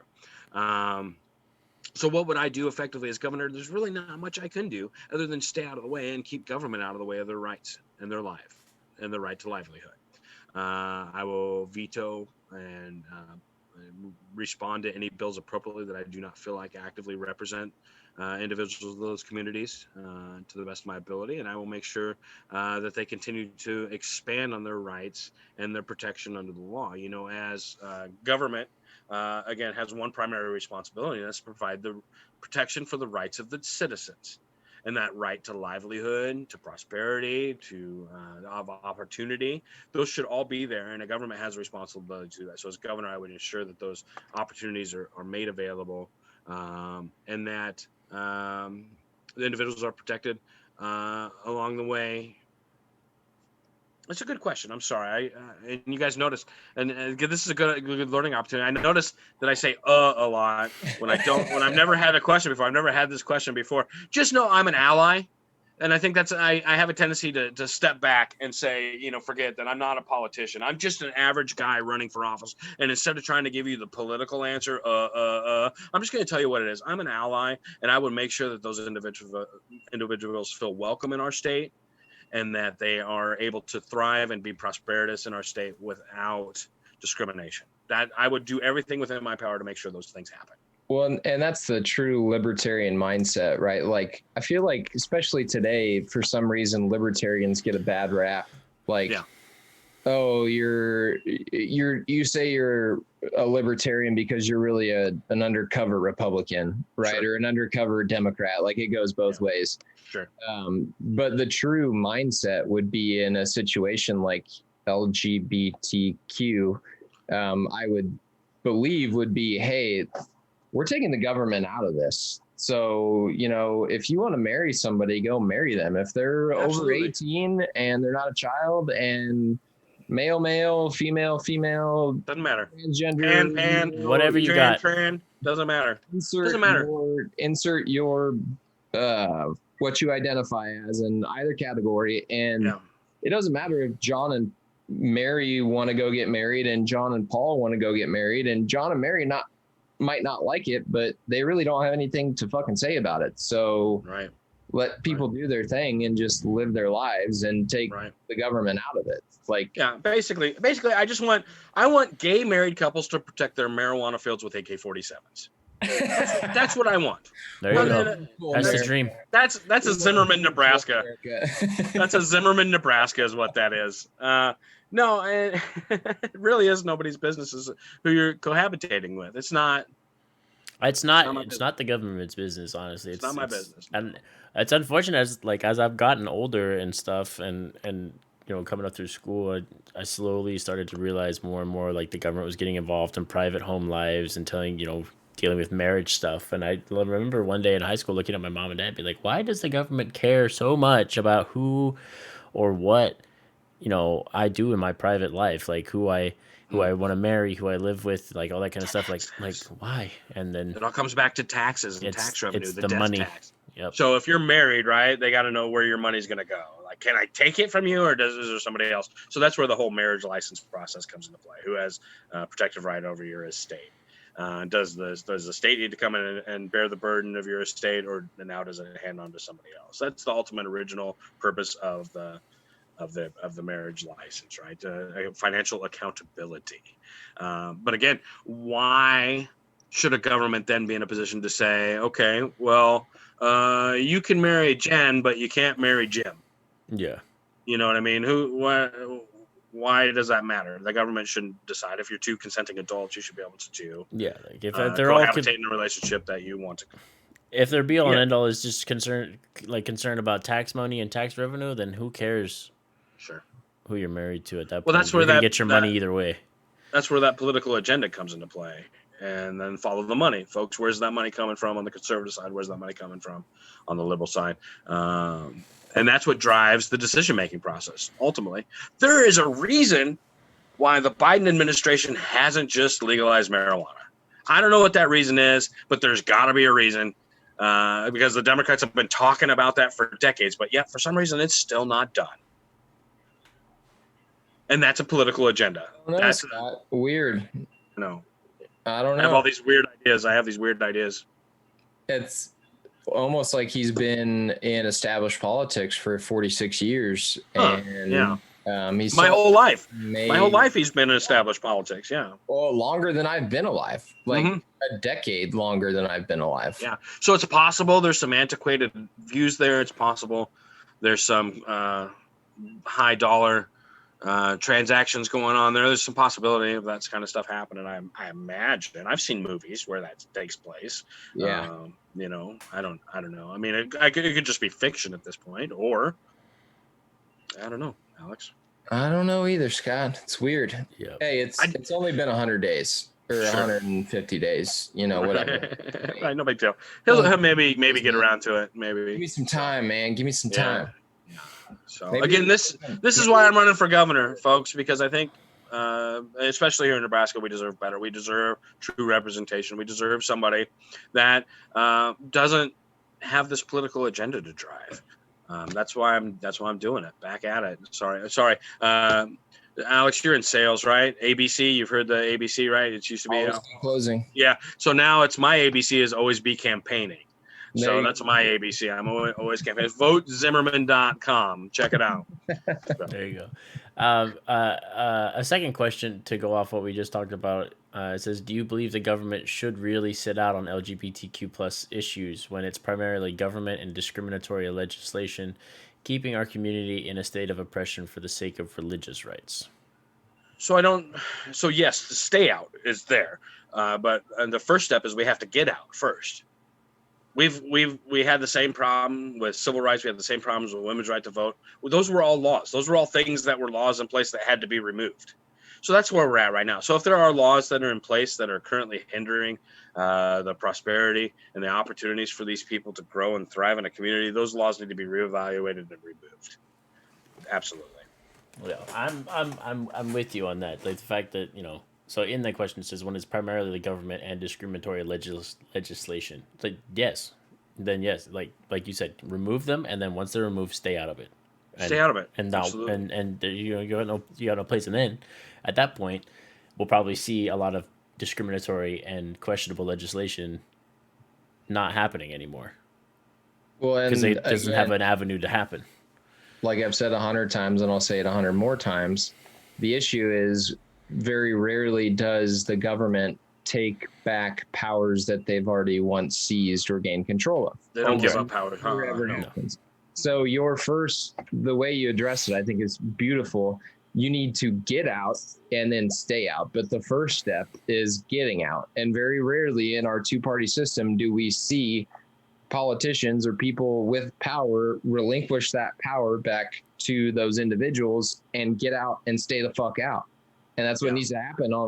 You could do a laundry list. You could do a dozen issues of this same exact type of mentality to where the first step is to get out. Get out because you have no business being there.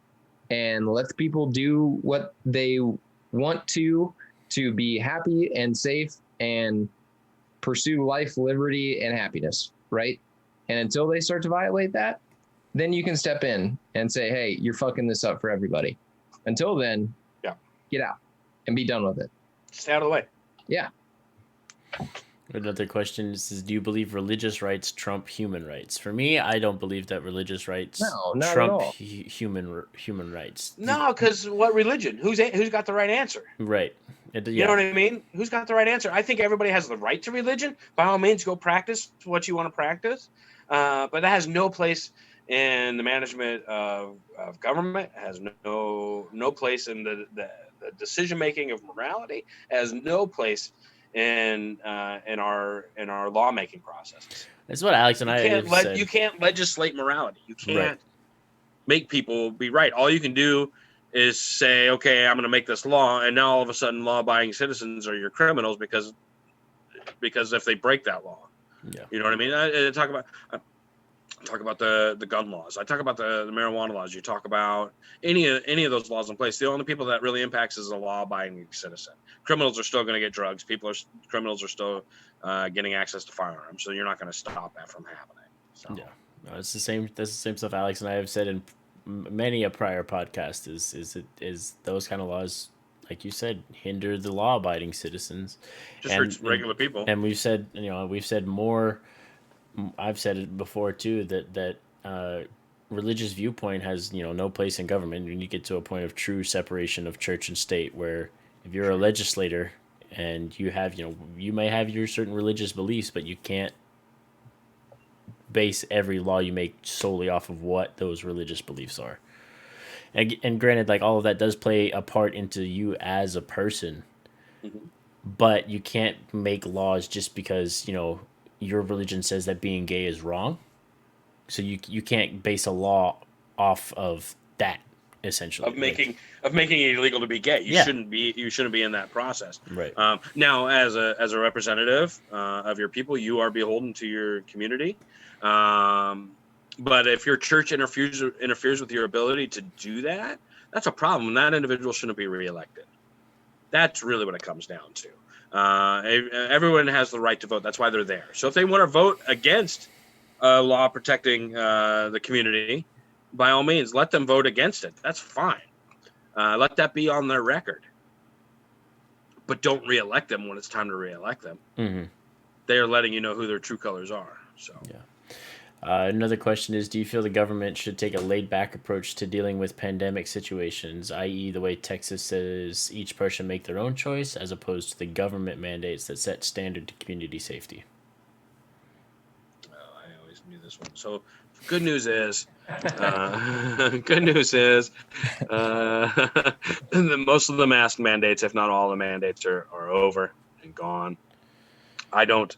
I was never a fan of the mask mandates and the lockdowns. I don't think that that's the government's place to do that. I think that as a government, you do have a responsibility to protect your most vulnerable in your society and your communities, which in our case, the elderly and the children. I think that encouraging and providing the resources for those individuals to mask up, providing resources accessible for people to voluntarily participate in the lockdown process, in the masking process, is the true answer. Okay. I do honestly feel like the whole crisis was mismanaged, to the extent that we are now seeing the flip side of the coin, where I have people who are great, compassionate people who are having trouble reassimilating back into normal society.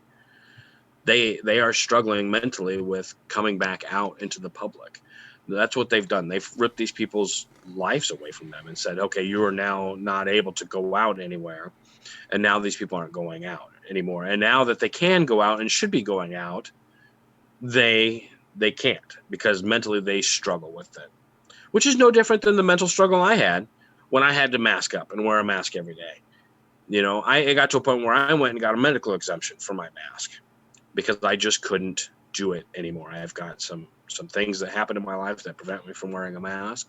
And I dealt with 5 months, 6 months worth of that, and being on up to 7 different pills at one point in time just to placate me into wearing the mask. And when it all could have been acceptable for me to be able to say to myself, look, I'm willing to take the risk.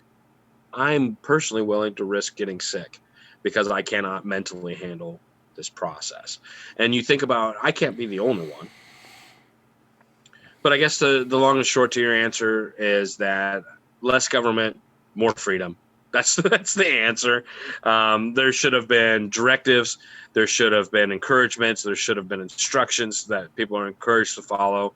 But to mandate, again, it becomes into a position of where do you draw the line? Where do you draw the line? So now we're talking about mandatory vaccines. Well, you can't mandate that. This is people's bodies. They should be able to put into them what they see fit.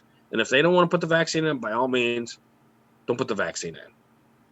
That's your choice. But if you want to participate in public services, like if you want to go to a public school, they should have the right to ask you for your vaccination records. Private business should be allowed to say, hey, if you're going to come into my business, you have to wear a mask. Guess what? I'm not coming into your business, but good for you. Stick to your guns. Yep. I'm anti-vaccine passports. We shouldn't be required to carry around a passport that says, "Hey, I got the shot," that kind of thing. They took our name when they gave us the shot. We should be in a database. Oh yeah, and we're in a database, just so you know. But to make it mandatory for travel and those kind of things, we need to stay away from those types. That's dangerous. Well, exactly. It goes back to what I was just talking about in when you give those people within power more power, rarely ever do they step back away and relinquish that power. You're right. So even if it's the most common good for the American people, and you think, man, if you don't get vaccinated, you're a fucking idiot, right? You can think that. And you can believe that, and you don't have to hire that person. You don't have to hang out with that person. You don't have to follow them on Facebook or retweet their tweets, whatever. You can stay away from that person and think what you want to think about them. But when you get to a situation where you are mandating people to do something that they don't agree with because you say it's in their best interest, you go down a very slippery mountain slide that it's like, where does it stop? Where does it stop? Yeah. Where does it stop? Even if everybody thinks it's for the common good of people, whatever. But if those people say, hey, I don't want to do this, and again, think what you want about them, but you cannot mandate that person to fit into what you think, what the government thinks is best for the common good of the herd. Right? We got some more on that. So Jesus again said if government officials have the most access to the sensitive information on pandemic situations, why would it not be your job to guide your state to the best of your ability, as opposed to just saying, what's good, take care of yourselves, especially when we know misinformation runs rampant. And then he goes on to say that him personally, he feels that a teacher saying, learn from your textbooks while I watch. Why did we hire the teacher then? It's same with the government officials. Why is it your job but not your job? That's interesting. So guidance is the appropriate word. So as a government official, as a government leader, you have a responsibility to provide guidance and leadership to your community. Okay, you don't have the responsibility to mandate what they do.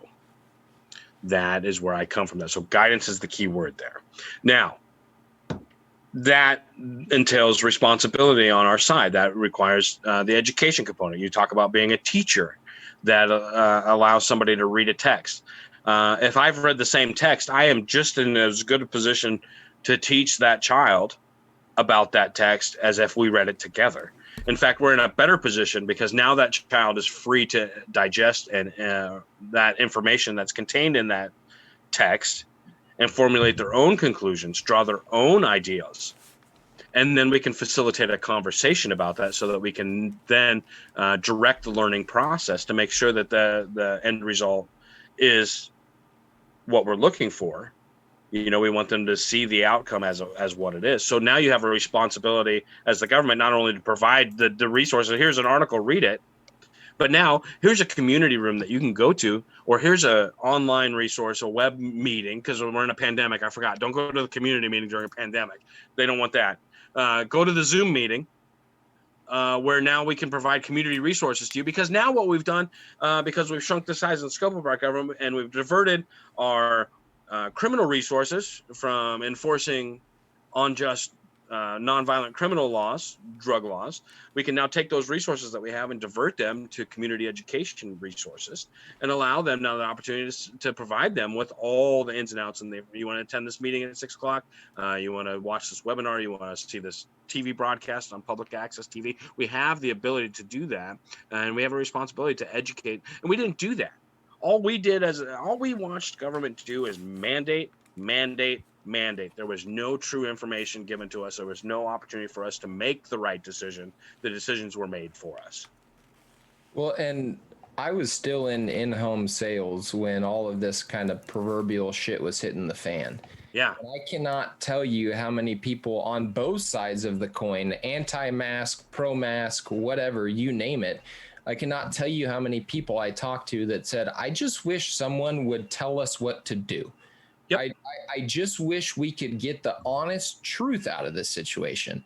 Instead, it played out just like everybody thought it was going to where it's like, there's a lab in Wuhan that studies corona bat viruses, and that's where this came from. But instead, during the heart of it, you would get banned or reprimanded on Facebook for even talking about a lab leak theory, even just discussing it. And now it's coming to the point where it's like, CDC's like, we still don't think it's lab leak, but we're not ruling it out. But we can't say no.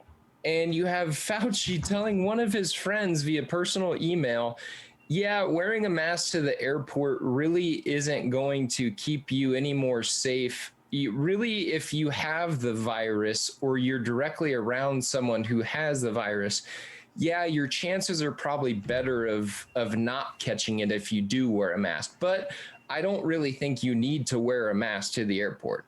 And then turning around on public TV a day later and saying, no, masks really aren't working.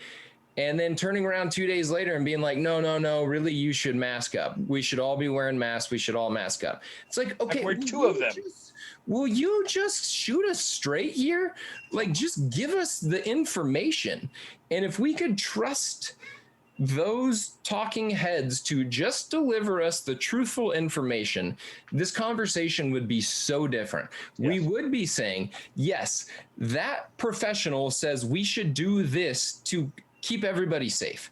And then if you still don't want to listen to that guy, we can all throw tomatoes at you and say, you're a fucking idiot. Like, you really should be doing this. But the government still doesn't have a place to say you have to do this.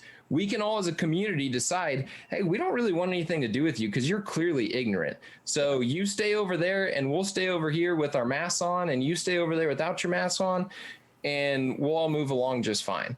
But instead, that is the complete opposite of how it all unfolded. Yep. It's the exact opposite. And it was what we were all saying. We were all conspiracy theorists before we even knew it was a conspiracy. Right. Because we were just talking about, like, hey, it seems like there's a lot of kind of misinformation flowing around. And you have Trump, who is a dumbass, talking about hydroxychloroquine, which the worst thing to ever happen to hydroxychloroquine was that guy bringing it up, because it's actually effective in some treatment of the COVID virus. As much as people don't want to hear that, it has been used and it has been effective. It's not effective for everybody. I'm not saying that. And drinking bleach certainly was not effective. No. But I read an article, though, that cannabis prevents COVID. I read another article that drinking every day prevents COVID. There you go. Yeah, I mean, it works for me. Well, and not even just talking about those like conspiracy theorist type stuff, like take vitamin D, get in the sunlight, take vitamins, zinc, like be healthier. Why are we not handing out vitamin D and zinc at wash your hands corner? Like, hey, if you want to come down and get some supplements that will help fight your body against this coronavirus, come on down and pick some up. But instead it was the complete opposite narrative. Just misinformation all over the place. Yeah. So Jesus wanted to clarify and said that his question refers more as to, well, why hire government officials who have authority to set these mandates if the same government official is going to cave to the complaints and whines of uninformed individuals? It's well documented at this point that people are not reading information, rather listening to their trusted sources who have their own political agenda.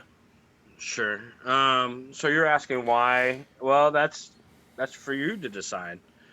You have to vote for who you feel like truly represents you. I think the challenge we run into, you guys, and this is one of the things that comes back to how do you start a campaign in such with a small budget and then third party and those kind of things. And the reality of the situation is people are so entrenched in voting red versus blue, R versus D. They don't give much thought to who they're truly voting for, that individual. It's simply that they have the R or the D behind their name. It doesn't matter who or what that individual is truly like. So we have to be better as a society, as a community, and elect individuals that truly will represent us, that will make those right decisions for us, how to manage those challenges and those be responsive to the needs of the community. The responses in California and Florida and Texas, I mean, And again, I don't want to get too deep on the pandemic thing because I don't want to be the anti whatever guy. I mean, it is what it is. It was a thing. We've been through it. Now we've got the Delta 8 variant or whatever it's called. Yeah. But Legal in Nebraska. right, not in Nebraska. Is that what's legal here? What is it? No, Delta 8 is here. It's just they're fighting it now. Oh, Delta 9 is not legal here. Yeah. Delta 8 is currently legal here. You can buy it anywhere. In fact, my typical Sunday afternoon, I'm all hopped up on Delta 8 and Mountain Dew, woohoo! But we got a new Delta variant. And you guys notice now all of a sudden there's no conversation about, well, there's some conversation about lockdowns going on again. They've put mask mandates back in places. But when you look at states like Florida and California, both very similar in population density. One had a very extreme masking policy. One had a very liberal or loose masking policy. And the infection rates and death rates were effectively about the same. In fact, they were a little higher in California than they were in Florida. So what does that tell us about this process? That we could have effectively fought COVID in a freer environment. We could have educated our population, encouraged people to wash their hands, brush their teeth, whatever it takes to prevent COVID. Also, good hygiene really is essential for livelihood. And anyway, that's another soapbox moment. But washing your hands. So I have a conversation with my son every time, like teaching kids to use. They use the restroom, they wash their hands, right? Well, I didn't pee on my hands. Well, duh. But it's your turn to wash your hands. It's your opportunity now to remove all the germs that you've gathered throughout the day. So if we had just preached that type of good hygiene practices, the physical distancing, man, I love that. Stay away from me. You don't need to be in my bubble. Let me check out at the grocery store and you stay 4 feet, 5 feet away from me. I love that. I hated that they called it social distancing because now it implies that we can't be social. We can't say hi to each other. We can't talk to each other. So what we did for the last year, I didn't lock down. I didn't stop going out. I didn't stop doing things. And I watched people change. And today, now that we're not locked down, now that we're free to go out and do the things that we want to do, people have changed. Their interactions in public are different. You say hi to somebody in the store, you kind of get a nod, you kind of don't, I think that over time that will correct itself. But you look at how simple it was and real easy for them to shape us as a society. Okay, whoosh, here's this mass overhaul of how you're going to think and act.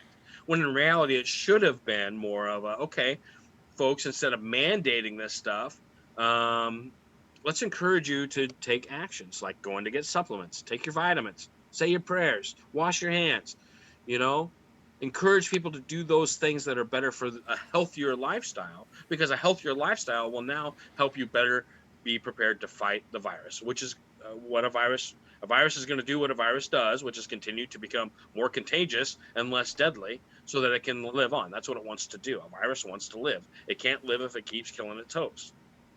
So we're seeing that now. We're seeing higher infection rates, lower death rates.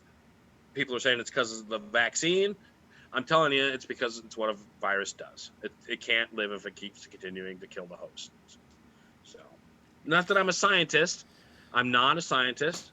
Much like Bill Nye the Science Guy, I am not a scientist. I just play one on TV. But what I am is an individual that's taken the time to look at things, read things, and look into the situation.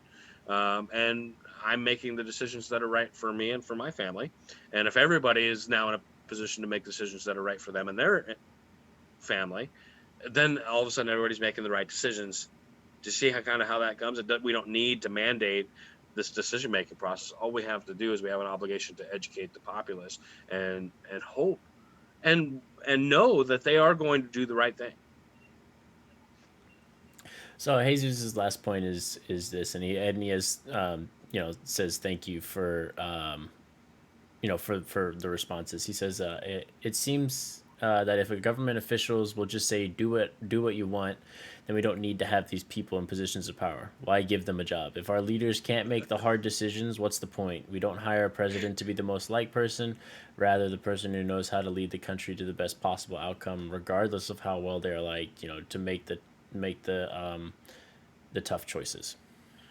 It's a He young just sounds like an libertarian right anarchist. there. Sounds like an anarchist to me. Sounds like it. So anarchy's further down the line. Okay, so let's imagine we're all on this liberty train together. Okay, we're all on this liberty train together, and now I'm on this liberty train, and my job is to shrink the size and scope and level. There's people on the same train with me that they're going to stay on this train until they eliminate all government. Okay, so that's. But the answer to your question is, why do we need a government? Well, we need a. It's truly written into our Constitution why we need a government. We need a government that's going to protect the rights of the people. That's what the government's true job. And has that been their job for 250 years? Nope. It continues to grow and grow and grow and grow, and the size of the government has grown and swelled to a point now where we've had 250 years of wealth, money, and corruption to take place into this process system. It's not going to happen overnight. Electing me as your libertarian governor candidate in Nebraska is not going to turn your world upside down. It's not going to remove the government from your life. But what it's going to do is it's going to set the process and move us in the direction where we do now relinquish some of those responsibilities of the government that we have no business being responsible for. Let's cut back on some of those laws. Let's cut back on some of the legislation. Let's shrink the size and scope of government so that people can now start experiencing some more of that freedom. Again, we can't do that overnight. We can't show up Monday morning and flip a switch. There'd be mass chaos and confusion. People wouldn't know what to do. You know, one of the things that I get asked a lot, well, you're a libertarian. Why do you hate children? You know, why do you hate the elderly? Because typically a libertarian wants to eliminate all government resources, right? Well, you can't do that. We have a social responsibility. We have set up a system in which we've created a social dependence on welfare, on Medicare. Those programs are there. But what we can do in the government is start moving in the right direction where we can transition those programs away so that people are better prepared to control their own estates. So they can be more access to better healthcare, access to better financial care. Those are all things that we want long term, but it's not going to happen overnight. But what we can do is we can step in and we can definitely cut the fat where the fat can be cut. Let's leave those social safety nets in place. Let's leave those there for now, and focus on what we can really focus on. So why do you elect a leader? Why do you have a government in place? The government in place is simply to protect the rights of its citizens, to protect the rights and the safety of those citizens, to make sure that those individuals are protected at every step of the way. Not just half the citizens, not just 1% of the citizens, all of the citizens. It's always been interesting to me that you'll never find a Democrat and a Republican argue about one thing. You could pull any of them from either side and say, hey, what do you think about this? And they'll always agree. If a libertarian ever got into office, would that be the worst thing to ever happen to your party? And they would both say, absolutely. That would be devastating, because it would start to relinquish some of that power and the fat would start to be trimmed. And again, it's not, I like how you say, like, voting you as Nebraska governor, like the state's not going to flip on its head in a day. You know, it's going to take time and effort and continuing to push towards giving the people more of a voice and giving Papa government less of a cracking whip, I guess you could say. Yeah. And just let people live and be happy and do what they want. And then again, if you're infringing upon that, we're going to step in. Like, we can't defund the police. Like, that can't happen, because they're in place to make sure that bad guys don't do bad things. And do they make mistakes? Absolutely. Can you argue racism, systematic racism, whatever? You can argue it all, right? But just on its head, you can't completely turn the whole thing upside down overnight. No. But voting a libertarian into office is a pretty damn good first step, if you ask me. So, yep. Well, that we're coming up on 2 hours, and that flew by. Is it really 2 hours? Yes, sir. Jeez. Wow. So at this point, I think I'm going to turn it over to the rest of the chat. If you guys have anything else for Scott, for me, for Alex, whatever you got, just throw it up there real fast, and we'll just kind of do like a little streamlined answer thing. But if you guys don't have anything else for us, Scott, thank you for coming on. and taking the time to talk It's to been a us pleasure. about what happened in the world this week, and then what's going on in your world with the governorship for Nebraska. I Yeah. appreciate it. If I lived in Nebraska and voted in Nebraska, I would vote for you, but unfortunately, I don't. So But if you know people in Nebraska, make sure you let them know you got a guy. all that the you know how to people I know in recommend. Nebraska are related to Alex in some way, shape, or form. Okay. Well, So the second voice doesn't hurt. right, So when you talk to them, you let them know that you back the beard as I well. back the beard. Always back the beard. Let's get that whole Brummel family. That's right. That's true. Let's So get that whole family on board, right? And I want to say I have 1, 2, 3, 4 things that I didn't get to ask you about. Okay. You're gonna have to come back sometime.